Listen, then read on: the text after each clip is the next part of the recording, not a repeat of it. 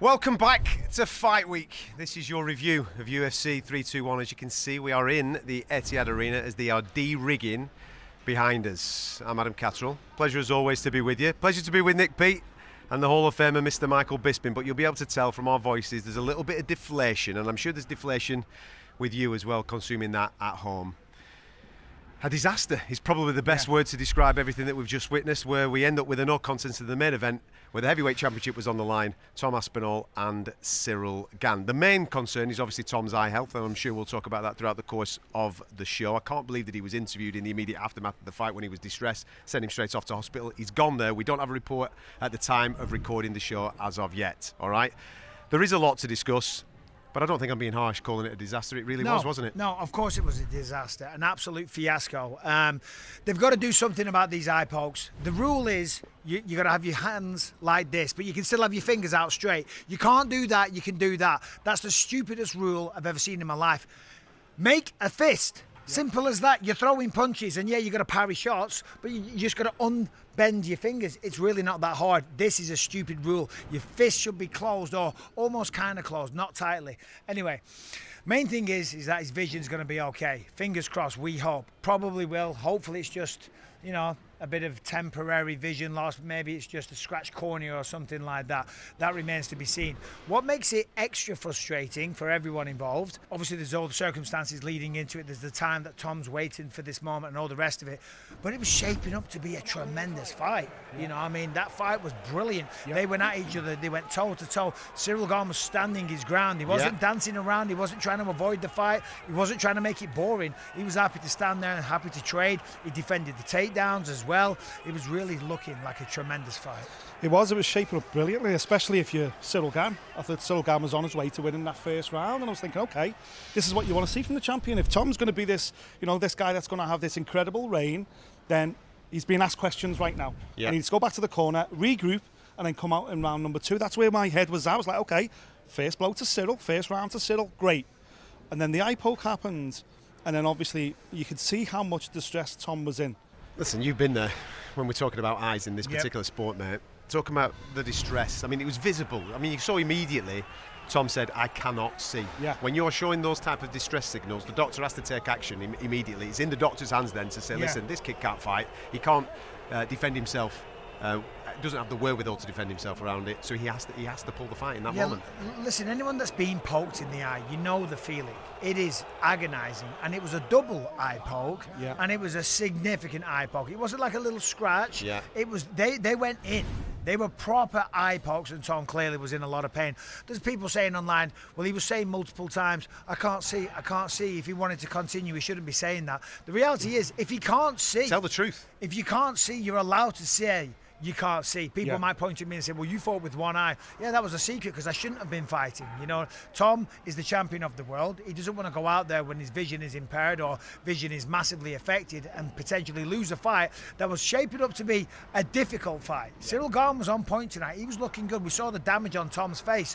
This was not an easy fight by any stretch of the imagination. He didn't want to continue with his vision damaged or not being able to see, so I don't blame him. The crowd were upset. I get that. They were frustrated. They've flown in from other countries. They've spent a lot of money. They've bought tickets, and the fight ends like that. I don't think the frustration was on Tom. I think the crowd was just annoyed at the situation. I think so too. Just like we all are. I think so too. We're all very, very annoyed at this. Yeah, and listen, someone's got to, you know, take responsibility in that moment. Say, listen, don't stick a microphone in that man's face. There's a situation going on. Let's get him out of the way, and therefore we can move the situation on. I know that we're going to come and talk about what Dana said in the aftermath, wanting to reboot the fight as soon as possible, and I'm sure every single fight fan wants that as well.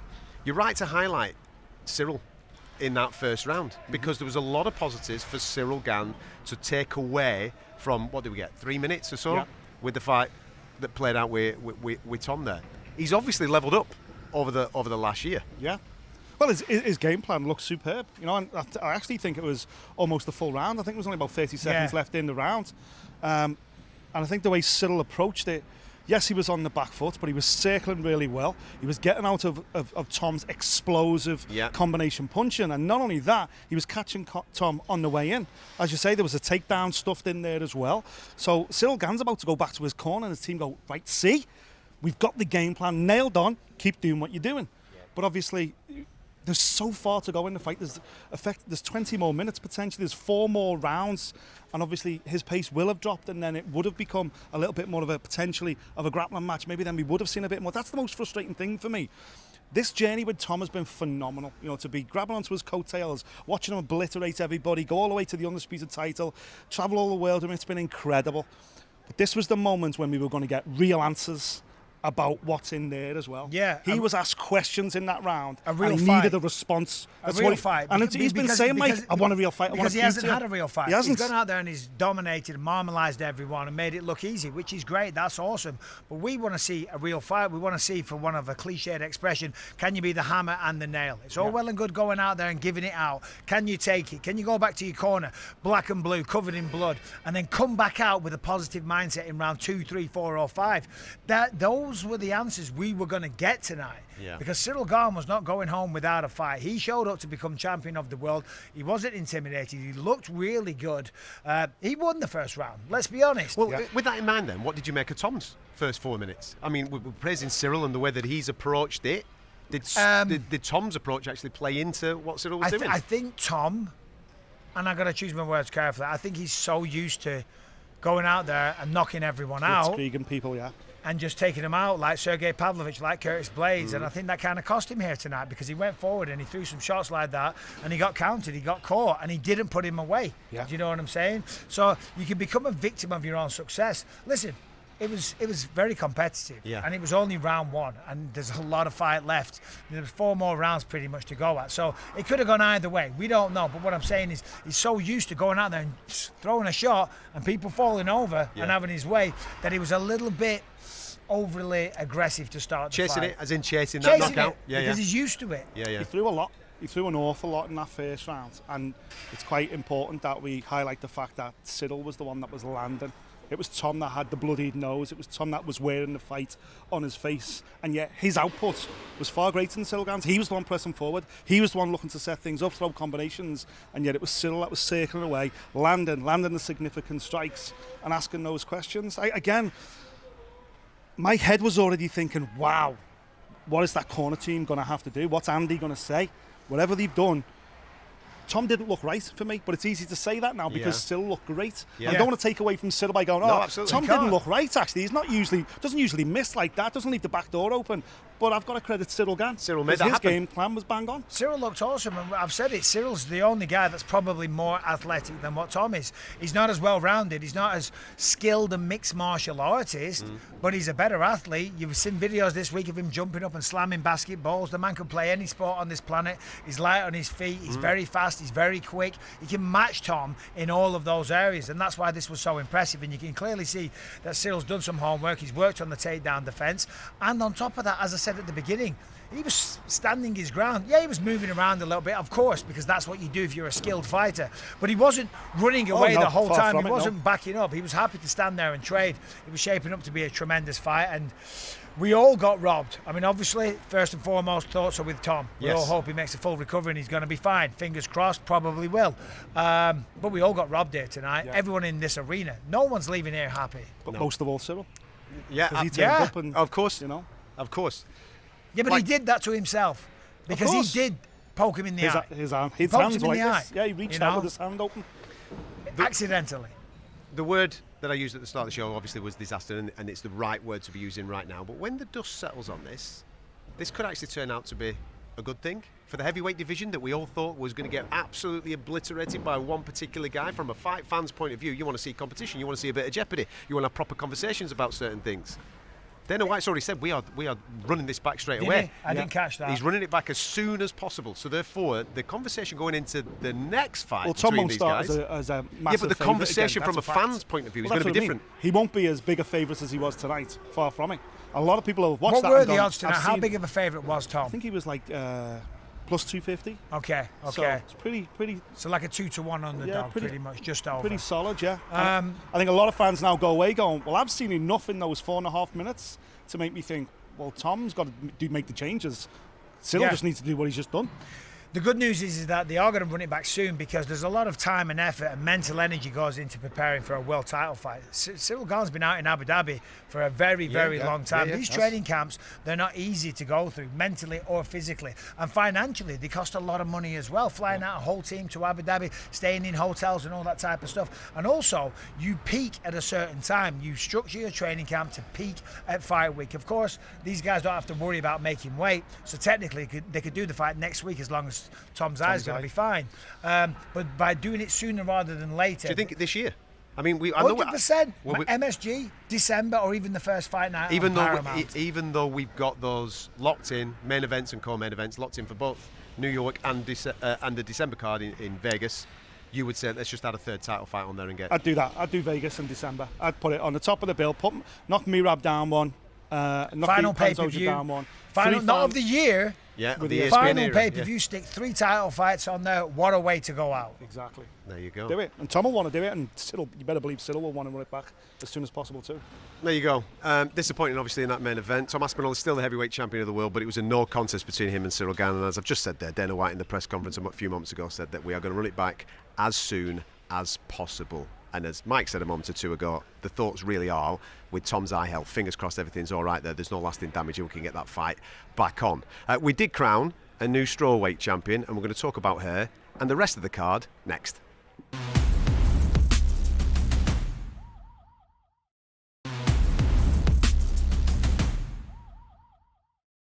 Welcome back to Fight Week. This is your review of UFC 321. We're in Abu Dhabi. As you can see, we're still in the Etihad Arena in the aftermath of the no contest in the main event. In the co-main event, we did crown a new strawweight champion. The vacant title was on the line after Whaley decided to move up. She's challenging next month against Valentina Shevchenko. And that new champion is Mackenzie Dern.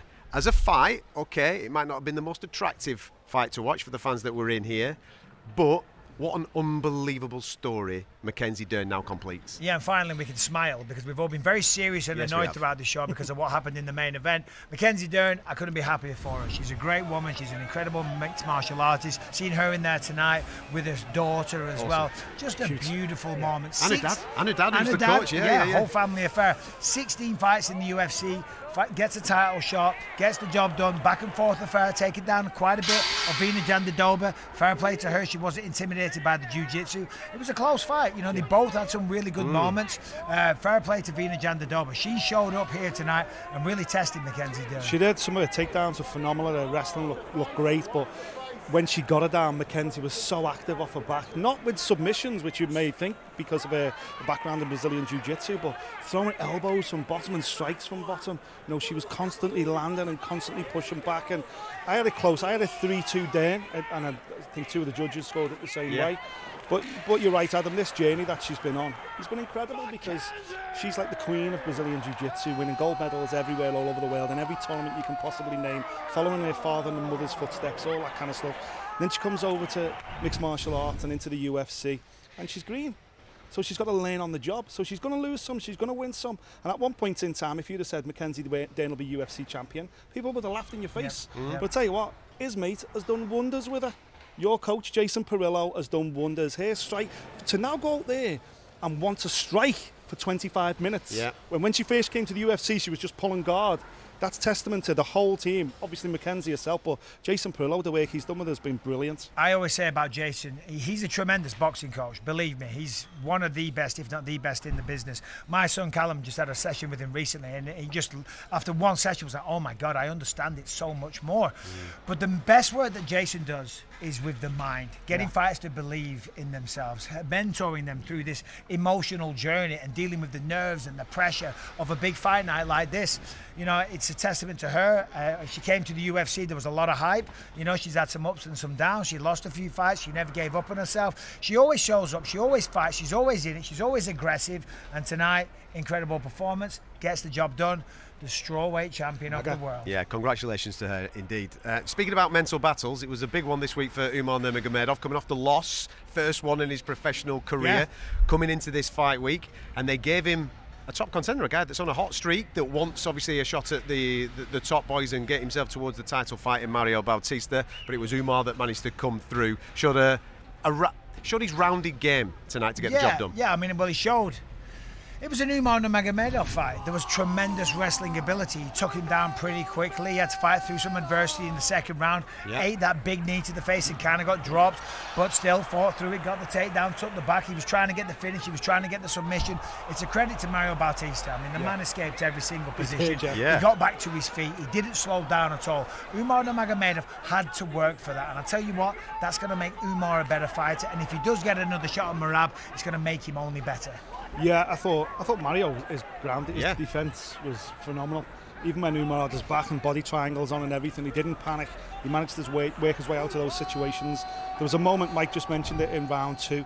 He sunk a body kick right into Umar's midsection, and he kind of stumbled backwards and then kind of caught a knee and touched down momentarily, and you thought, this is the moment, mate, you've got to go. And he tried to press in, and Umar obviously used all his smarts, grappled him, turned him round, tripped him, took him down, took him back to where he wanted to be. But Umar's the deadliest bantamweight over 3 rounds. Yeah. He proved that against Merab, but Merab is the deadliest in 3, 4 and 5. Yeah. And that's the problem. To beat Merab, you've got to do it over 5 rounds, and that's what he's got to add to his locker, those extra 2 rounds. I spoke to Umar shortly after the fight. Well, it was about 10 minutes after the fight, and he was still out of breath. Still out of breath. And granted, he left it all inside the octagon, and that's what you want to see. But going up against Merab, if he gets that rematch, the conditioning, we all know it's always going to be a factor against Merab Dvalishvili. Yeah, I think, listen, all eyes on the Merab and Pierre Yan fight, which is coming up. And that's not a given. No, absolutely not a given whatsoever. Umar even said when in the aftermath when I was speaking to him, listen, I've got Ramadan coming up, so therefore I'm not going to hold the division up. I'll fight anybody that they say. I want the title fight, of course, but I don't appreciate the champion ain't going to be waiting around for me. That's the way it is. Fair enough. Good for him. So hopefully we'll see him in the first quarter of 2026. Congratulations to him getting back on the train. Now, Volkov, Almeida. Yeah. My take on this, mate, is that Almeida has wasted a massive opportunity. 100%. Correct. That's exactly what I said. He's going to watch this back and he's going to kick himself because he's done this before, and tonight it cost him another victory.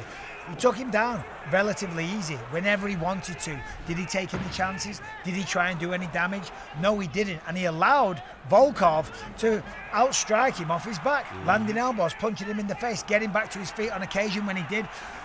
Almeida would just take him down again, really easily. So if you know you can take your opponent down, take some chances, posture up, throw strikes. For anyone that doesn't know, when you posture up, when you give the separation to throw the strikes, that allows the guy underneath a bit of room to maneuver, to get back to your feet. So that's why Almeida wasn't throwing. But you've got to do that. Look at the Derek Lewis fight. And I commentated that one in Sao Paulo, Brazil, and I was very critical. 25 minutes pretty much, he mounted Derek Lewis and hardly threw a shot, and he got away with it. He got the victory. Well, tonight, that cost him. It was a close fight, and I'll be honest, I was kind of surprised when Volkov was announced the winner. I thought it could have gone either way. I thought maybe Almeida was going to get it. But you know what? I'm glad that he didn't, because we shouldn't reward people fighting with this kind of style. Exactly. You know, it's a fight. It's not a wrestling match. Yeah. You've got to do damage. You've got to try and advance your position or finish your opponent. Yeah. This was the old lay and pray. I'm glad he's been It punished was. for it, It's MMA, because it's not BJJ, it sends out a bad message if taking someone down a line on top of them wins you fights. So I'm glad he didn't get the decision, and we went along. Nobody wants to see that. Everybody in this arena gave Volkov a standing ovation when he was awarded that fight, because everybody was feeling the same way. You can't reward someone for just simply taking people down.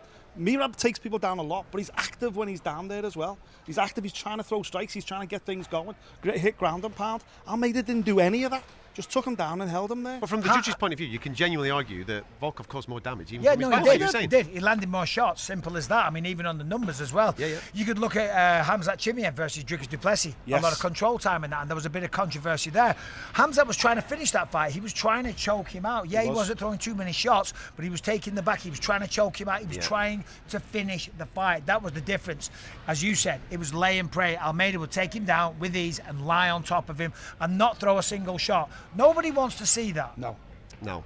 Kicking off the main card, I want to get myself a jab like Murzakanov. Yeah. That's a beauty, isn't it? You'll never get a jab like I know Murzakanov. I want. Shorter guy, I think it was a 6-inch reach disadvantage. Correct, yeah. Something like that. Yeah, Rakić looked really good. He looked really fast. He looked like a guy that is truly world class because he is. But as he was closing the distance coming in, Murzakanov comes in. It's like the unstoppable force meeting the immovable object, except it was movable because Rakić dropped hard, got dropped off a jab, couple more shots, bish bash bosh, it's all done. Yeah, he was. the worst thing is, Rakić was looking great. He looked really good. His footwork looked really good. He looked lovely and sharp.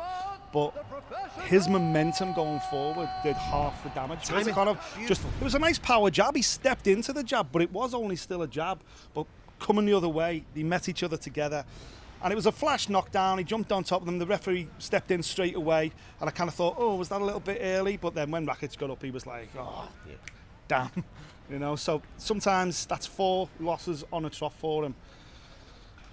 Sometimes, you know, you just got to face that adversity and look yourself in the mirror and see where you go from here. And for Murzakanov, 16-0, undefeated. That's a breakthrough now. And fair play to Rakić. He's only losing to really, really good guys. The first 3 people, all former champions. Murzakanov, as I said, 16-0, 10 first-round stoppages. Big things for this guy in the future. I was talking to him earlier. He was saying he wants a 5-round main event. I don't think this guy needs 5 rounds, but I think he deserves a main event. He deserves that spotlight or a co-main event on a big fight night. He's doing big things. Before we finish, just want to highlight the bonuses. The head kick knockout, mate. Oh man. Days. What did I say Salkilld, on the preview you show? did. I was like, mate, that guy has got to be watched. And that was phenomenal. Against Haqparast as well. No one's done it that decisively. I've got to be honest, I've been around this game for a couple of decades, and that was a chilling knockout. The amount of time Nasrat was down was a little bit concerning. Down, my goodness. unconscious, couple of minutes asleep, out. not moving. So it was wonderful to finally see him get back to his feet, and he actually walked from the octagon back to the dressing room. So, you know, we'd like to think everything's fine. But for I tell you what a performance that is. On an event like this, 50,000 bonus in your 3rd fight in the UFC, he is a superstar. And don't forget, he beat Ash Moose last time out. The guy's flying, absolutely flying. Little mention as well for Volkov. Fourth on the spin, mate. I mean, I'm not too much of a fan of the big heel that he wears on his chest. He's like a big boot. I don't know what it is, right? It's cringe. But I tell you what, 4 heel hooks in a row. Ridiculous. You got to feel for Louie. Of course, I'm gutted for Louie because he prepared for his UFC debut against a guy who's a striker, a little Samoan guy, tubby guy in Paris, and then in Paris, in Perth. A couple of weeks later we're going to get you out in Abu Dhabi and we're going to put you in with an absolutely gigantic Brazilian jiu-jitsu guy. So I feel for Louie, but he can bounce back from that. But the thing is, when you're collecting heel hooks like that, that's 4 in a row. It's phenomenal. It looks great. One-trick pony. My old mate Paul Sass springs to mind. Triangled everybody. But then got to a certain level when people were aware of the triangle and it's a bump in the road. And I don't know what else he's got to his game. He hasn't had to show us anything else. But sometimes when you're a one-trick pony, alone you get so far in this game. There was a little bit of British success. I know Nathaniel Wood. I know we're running out a little bit of time, but we'll get stuck into Nathaniel Wood because he was absolutely sensational. Mate, what a performance that was, because in the first round it wasn't looking good. Delgado throws the head kick, it just misses, hits him with the spinning back fist, drops him down. It looked like it was close to being over. But Nathaniel Wood, I love this guy. The man is an absolute warrior. Fights his way back into the fight, his face is leaking blood all over the place. Loses the first round, and then slowly but surely starts to get success, starts to find his rhythm and his range. He gets some takedowns in round 3, a hard-fought victory, and that was just a classic Nathaniel Wood fight. You know what I mean? Just congratulations, mate. Just when you get hit that hard in the first round and dropped, and the only way to win is to go back into the fire and go toe-to-toe and bang it out. That takes some cojones, but he's proved it once again. Right, that kid was a flying prospect he's been put up with. Now give him a top 15. He needs a top 15 next. Absolutely. Well, he asked for Pitbull, and you've seen that on our social medias. Yeah, great call. He asked for Pitbull in London. Deal him in. Deal us in as well. Listen, not the end result that we all wanted. Some highlights in there, some lowlights as well. None more so than that main event that finished in a no contest between Tom Aspinall and Ciryl Gane. The good news is that it will get run back, and fingers crossed it will be before the year is out. We're now going to get off from Abu Dhabi. Plenty of great UFC nights to come on TNT Sports and Discovery Plus, so make sure you cross all our channels as we get you closer to the fight action. Thank you very much for tuning in to everything we've done this week. We'll catch you next time.